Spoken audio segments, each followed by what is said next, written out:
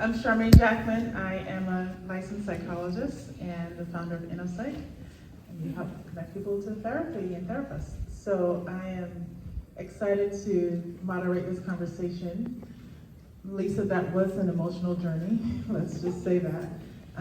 And I know there were definitely warnings for some of the shorts where it was pretty intense. And so I think I left my phone over here.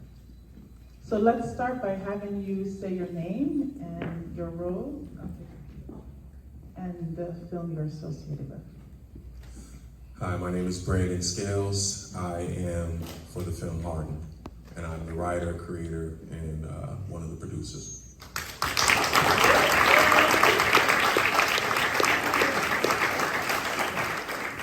Hi, my name is Michael Gibran. I'm the writer and producer and actor, and The Prince is Not Respected in His Hometown. Daniel Laurent, writer and star, right? Co-director of Cry For Me.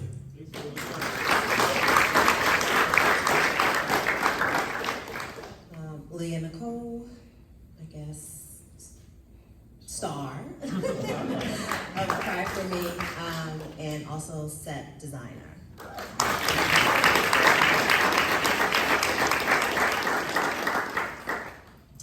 Thato Mwosa, writer, but kind of not really a writer, and director, producer for Something to Tell You, and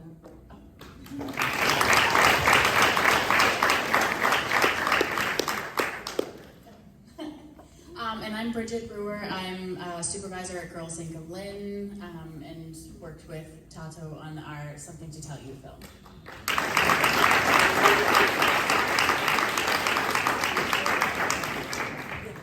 So I would say, as I watched these films, a theme that came up where these films cover some content that were conversations that are hard to talk about. But I saw you all dive into those conversations. So I think my first question for you is, as you were writing and thinking about the audience you were maybe writing for, if you were concerning audience, as you maybe thought about the journey of the conversation or the story going, what are some things that you thought about as you were trying to, I guess, help us have these conversations, right? I think one of the quotes was, "These are hard conversations, but you have to talk about them anyway." So what, as you took the journey in the storyline, what were you thinking about? What you wanted the audience to maybe respond to in the story, in your film? thank you, Dr. Charmain, for the question. For me, it wasn't really my story. It was a story by Girls Inc., and I was happy to collaborate with the girls of Girls Inc., or the youth of Girls Inc. So they had this idea to do a film that explores LGBTQIA+ issue, and one of the things that they wanted to focus on was non-binary identity, because I feel like a lot of the times when we are thinking LGBTQ, we're thinking gay, and trans, but then there's so I was actually quite happy to write with them, help them think through the story, because my role was really to adapt that story into a screenplay. But I was happy that they were choosing a number, because I said to them, we don't see enough non-binary identities in the media. And it was nice that they explored that topic. So we had long conversations, couple of meetings, and then the story was born. And what was nice is that with the group of the youth, there were some youth that were non-binary that we worked with that participated in the film. So like I said, it's really that story. It's my story. It's not my story, but I'm an educator, so I have a lot of, LGBTQ students. I've had so many over the years that I felt that, that would be a really great representation. So I was happy to get involved with the Girls Inc.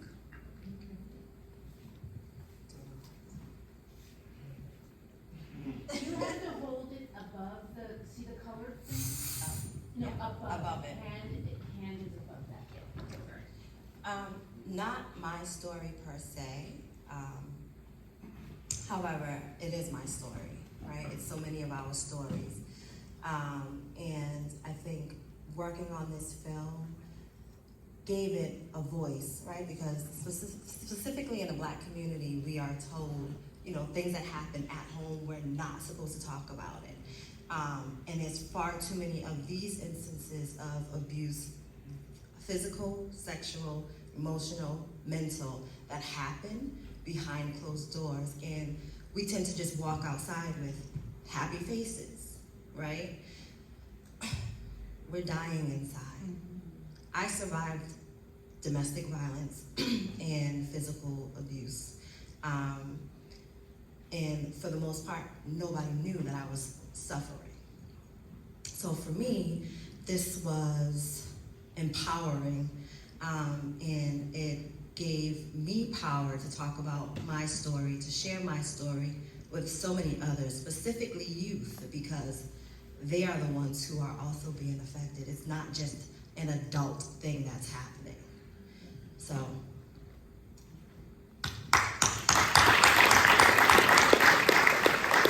And I will, Shakira, can you come up for 1 second? Shakira Robinson has an organization called Shakira's Story, and she is a survivor and an advocate and does amazing work. I want everyone to give her a round of applause.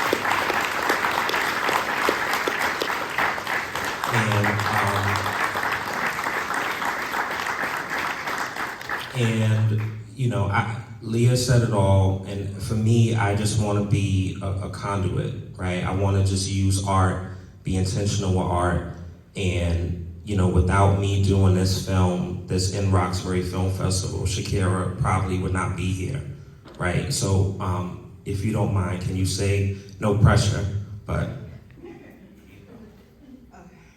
I did not expect this. And I love that we're sharing resources, right? Because this is also about sharing resources in our community. If I can, there are multiple resources in the room. Sitara Clark of Stuck 617. She works with young people, community kids.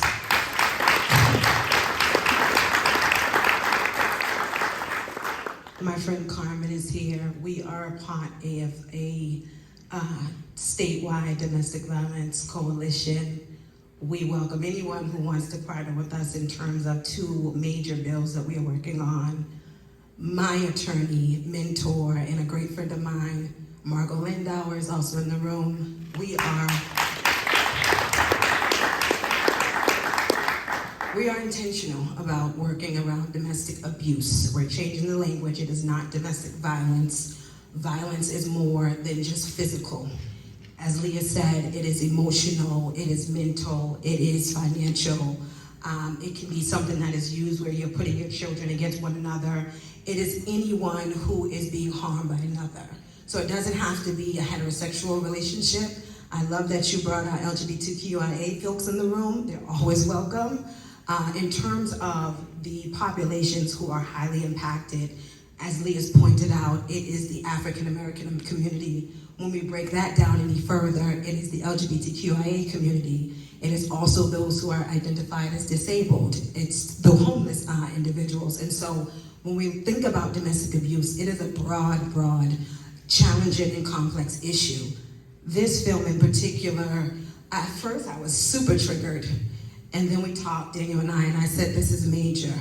Because Black boys who are depicted as the major entity in terms of those who inflict harm, we need to address those elephants in the room, bring resources that they can identify with, and seeing someone that looks like them on the other side of trauma, taking this and using it as an educational resource, because education, statistics, and studies show that men who inflict harm on women who attend batterers programs, they just learn how to do it all over again. And so something like this that we bring to young people and we bring to communities such as Roxbury, we are changing the narrative. And so shout out to Leah and Daniel for doing that.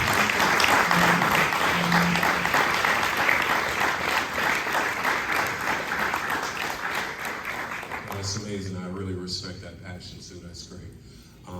So yeah, my film Hardened, I wanted to address the issue of trafficking and you know what that looks like. You know how that entails, and I also wanted to couple that with the dangerous world of investigation and how normally, right, the only way that we can find out stories like this, these hidden stories, is through investigative journalism. And there's a lot of instances out there where investigative journalists have been threatened, you know, they've been murdered, they've been killed to, you know, bring these stories out there.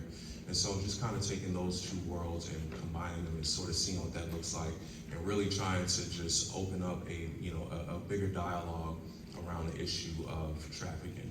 So that was a short of what's to come, but there's definitely, you know, an idea to make this bigger than what you saw.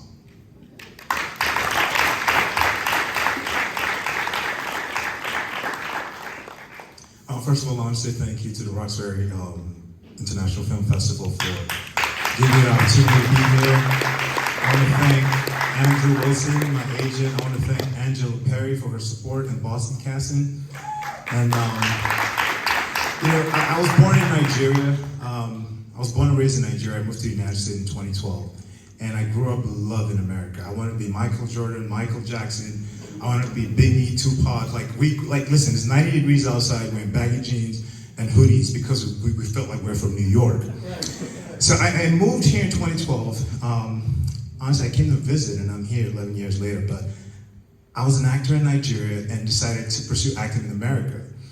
Now, it was a struggle for me because, you know, when I told people I wanted to become an actor, they were like, oh, you're African, you have an accent, blah, blah, blah. There's all these things. Or you're going to start off as a criminal in a movie, you know, the bad guy, the dangerous guy. So if you watch, there's a stereotype of a guy who's in a hoodie, because this guy thinks he has to be that thing for people to notice him, you know. And I struggled with my identity. I never had to think if I was black or anything, but I got here, and it was a question I had to ask myself, what are you?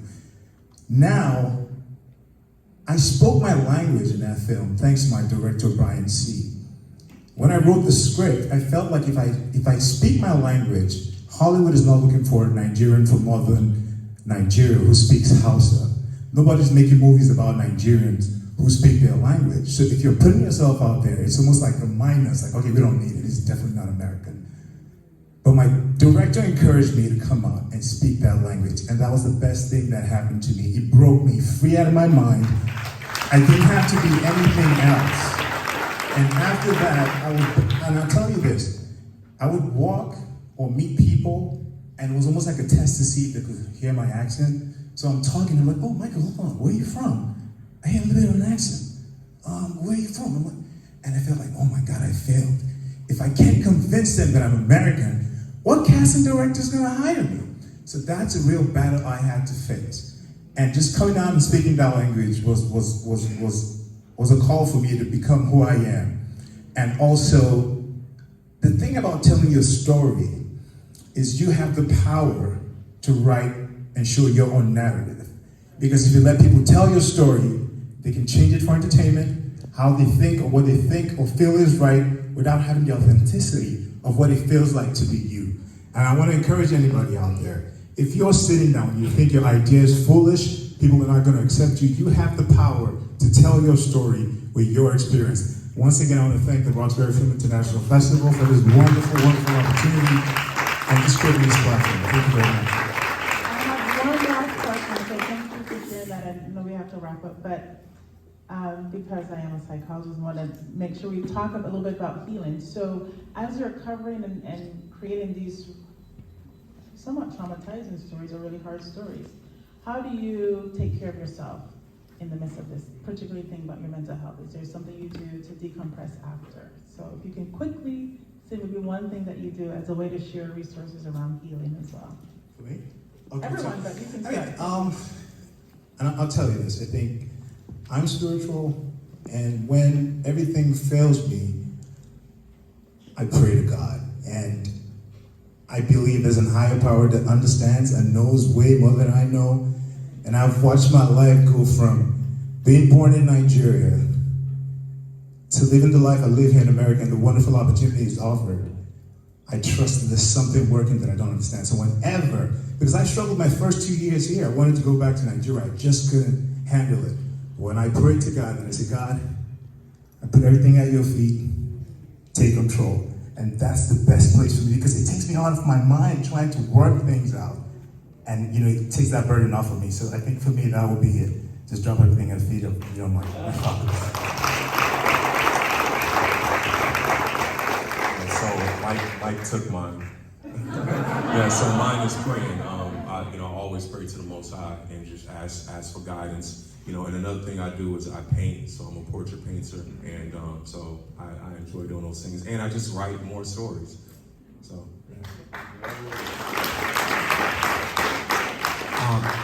Deviating a little bit, just I know the creator of Cody Switch isn't here, right? But if we can give a round of applause, that film was dope, super dope.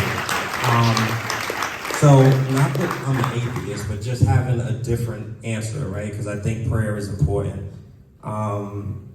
Me, I love massages, right? So whether 60 minutes, 90 minutes, I have my person I go to. I'm not divulging because I don't want her to be too booked for me. But massages and floats and Cloud9 and JP, if y'all know about that, if you know, you know. So, yeah. Referencing Epsom salt floats, and my mom, Barbadian, she loves her some Epsom salt, so she swears by it. I think for me, I'm learning, I go to therapy, and I'm learning that healing is not a one-day process. It is a forever journey. So within my healing, I'm learning and understanding what actually triggers me. And when I'm not figuring out my triggers, I'm on a plane, on a beautiful island. Without me. Sometimes with you, sometimes not. And then sometimes I do the typical thing that some females do, and I shop.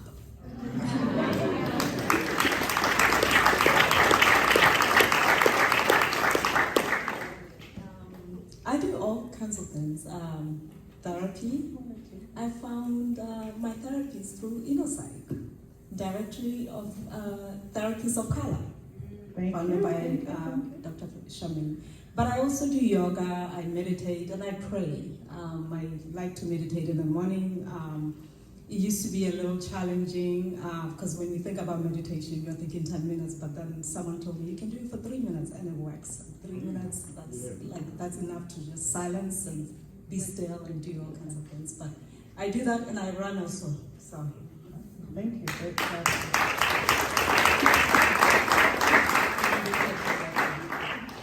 Anything creative. If you see me driving, singing at the top of my lungs, just keep going.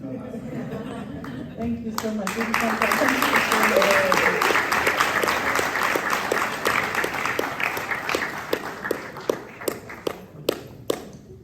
Thank you all. That was wonderful.